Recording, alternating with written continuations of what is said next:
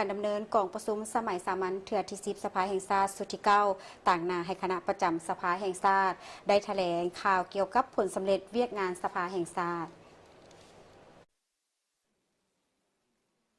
ท่านสุวรรณเรื่องบุญมีของประธานสภาแห่งชาติได้แถลงข่าวเกี่ยวกับผลสำเร็จการเคลื่อนไหวเวียกงานสภาแห่งชาติระยะ5 ปี 2021 ถึง 2025 ประจำปี 2025 ของสภาแห่งชาติสุดที่10และเวียกงานจุดสูมฮอดกองประชุมข้างปฐุมฤกษ์ของสภาแห่งชาติสุดที่10ตลอดระยะเกือบ5 ปีผ่านมาสภาแห่งชาติได้เอาใจใส่เคลื่อนไหวตามพระบทบาทสิทธิและหน้าที่ของตนอย่างเฮาหันและได้รับผลสำเร็จหลายด้านนิติบัญญัติได้พิจารณารับรองเอาการสร้างและปรับปรุงกฎหมายได้ทั้งหมด87ฉบับในนี้กฎหมายสร้างใหม่24ฉบับและกฎหมายปรับปรุง63ฉบับเท่ากับ 90.62 ส่วนห้อยของแผนการ5 ปีปัจจุบันสาธารณรัฐประชาธิปไตยประชาชนลาวมีกฎหมายทั้งหมด176ฉบับปี 2025 ได้พิจารณารับรองเอากฎหมาย13ฉบับในนี้กฎหมายสร้างใหม่5ฉบับและกฎหมายปรับปรุง8ฉบับตีความหมายและอธิบายกฎหมายสำเร็จ14ปัญหากวมเอา 93.33 ส่วนห้อยได้ออกนิติกรรมใต้กฎหมายได้จำนวน80ฉบับค้นคว้าให้สัตยาบันแก่สนธิสัญญาและสัญญาสากลที่สาธารณรัฐประชาธิปไตยประชาชนลาวเป็นภาคีจำนวน7ฉบับพร้อมนั้นยังได้ยกให้เห็นถึงเวียกงานทางด้านการตกลงปัญหาสำคัญพื้นฐานของประเทศชาติด้านการติดตามกวดกาด้านการสร้างความเข้มแข็งให้แก่สภาแห่งชาติและการเคลื่อนไหวต่างประเทศ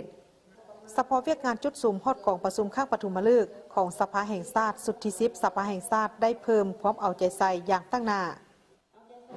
เวียกงานจุดสูมฮอดกองประชุม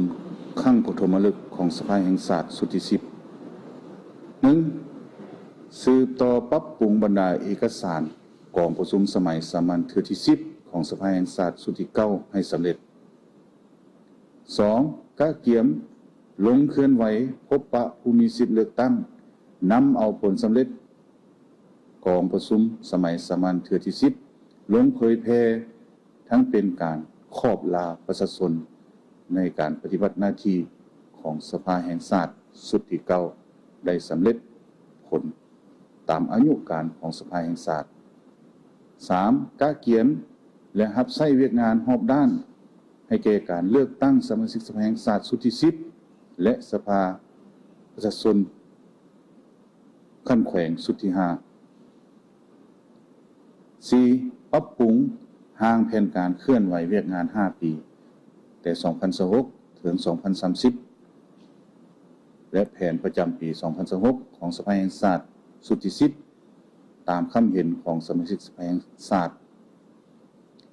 5. กะเกียมเนื้อในรอบด้านให้แก่กองประชุมข้างปฐมฤกษ์ของสภาแห่งชาติสุดที่10ตามที่ได้กำหนดไว้ในกฎหมายการแถลงข่าวในครั้งนี้แม่นเพื่อให้มวลชนได้รับรู้และเข้าใจเกี่ยวกับผลสำเร็จการเคลื่อนไหวเวียกงานของสภาแห่งชาติระยะ5 ปี